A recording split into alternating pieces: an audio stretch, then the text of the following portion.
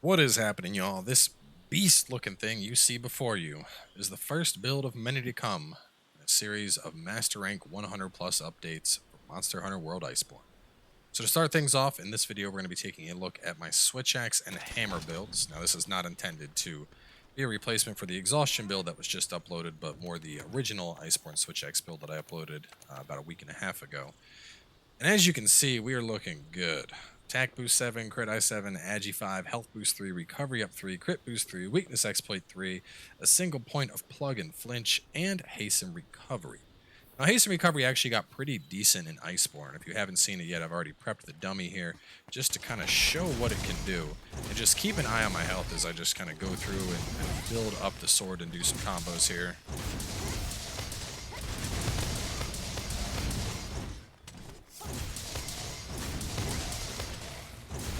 Notice that every now and then we get nice little chunks of health. It's not a ton of health. It's roughly about the same health as you would see coming in from like half of a potion. But that is half of my health coming back.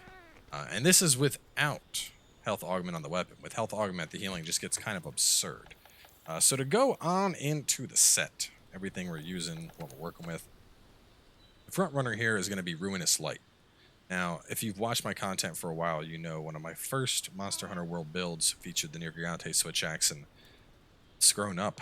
It's grown up, and it's so beautiful now. But yeah, just a really, really solid switch axe choice here. Comes with 10-15 raw, a ton of innate white. It's enough white that you don't need to worry about razor sharp or master's touch. You just beat on stuff and maybe sharpen when the monster leaves. On top of that, high Elder Seal, always nice to have for all those Elder hunts, and then Power File being something that is desirable for swags. Moving on from there, Master's Charm 4, get that crit eye on in. And then we have quite a few meta pieces here. We have the Zora headgear for the single point flinch free to stop trips and deco slots. The Garuga Greaves because they're the best damn pants in the game with 2 crit eye, a 4-2-2. And then Rex Roar Male Beta for some attack boost, Wex, and more decos. Now we're going to work in Nergi gear with the Ruinous Vambrace Beta as well as the Ruinous Coil Alpha. Now the Ruinous Coil Beta will give you access to a level 4 deco slot and a level 1 deco slot. Because I needed a level 2 deco here, I just felt the Alpha was better. I was just, regardless, I was going to be putting a level 2 decoration in that slot.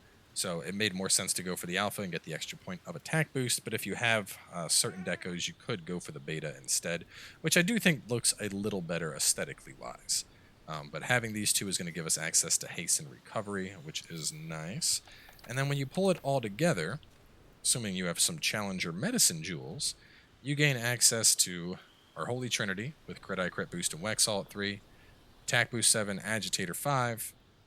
You can slot in health boost and get that up to 3. You have recovery up at 3. Recovery up has the obvious synergy with haste and recovery. We have our single point earplugs, which is beneficial since we get level 4 on zero sum discharges. That puts us up to 5. And then flinch free to prevent tripping. Now, this is just my personal preference. I really like having the recovery up combined with the health boost for the higher rank master, the elders and the tempered elders and whatnot. But you could make this even stronger if you wanted to. Looking at this variant of the build, we switch up to a Challenger Charm and work in the Fell Shroud Helm. And this one gets pretty stupid. As you can see, we still have our Trinity, and then on top of Attack and Agitator, we also now have Peak up at level 3, and we have a point in for Fortify as well. So, I mean, this is basically every freaking DPS skill you want just put into one set. So if you're not worried about the health, you can go for this variant of it, and it's just stupid amounts of damage. Obviously, Health Augment will help maintain Peak. And there's even just some more flexibility. Going to the Challenger Charm all around is probably a better choice because it's going to give you more flexibility with your decorations. In this variant, I'm not using the Agitator decos, and instead I'm getting it from the Charm. And then because I have 3 from the Charm and then some from the Ruinous Vambraces, I can work in Evade Extender, so I still have my 5 core DPS stats, but now I have some Evade Extender for more mobility as well as some Fortify. So all in all, just a very, very solid gear set for running with Switch Axe. There's a lot of things that make this really desirable, like the ability to prevent tripping, the level 5 earplugs for our zero sums. We have all of our DPS skills. Just a solid all-around set to work with, and I found it really enjoyable to play with in Master Rank. Now moving on into the hammer, the last hammer build we focused on mainly maximizing our stun. And while that was fun, I wanted to go for something that was going to be more focused towards critical hits and just getting the fat critical hits that everyone is so fond of with Hammer, and obviously making sure we have our sharpness being maintained when we go for the various spinning flying smashes and combos like that. And that is ultimately what this build's goal is. This thing is all about just constantly smashing the enemy to dust.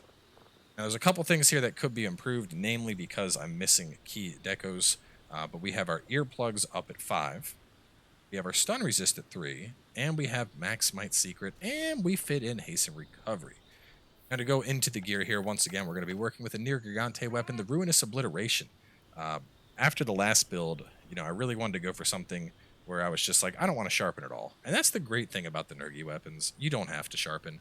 Given you're sacrificing purple, you have so much white that you don't need to sharpen.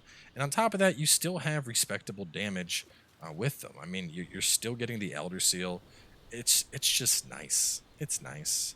Now, I already have this one augmented for affinity, and that is going to play into the build in a big way that we'll explain in just a second here. But you're going to want Earplugs Charm level 3.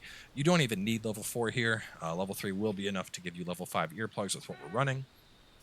Our 2-piece Ruinous, you're going to run the Helm, giving you 2 points in max might, as well as some decent deco slots.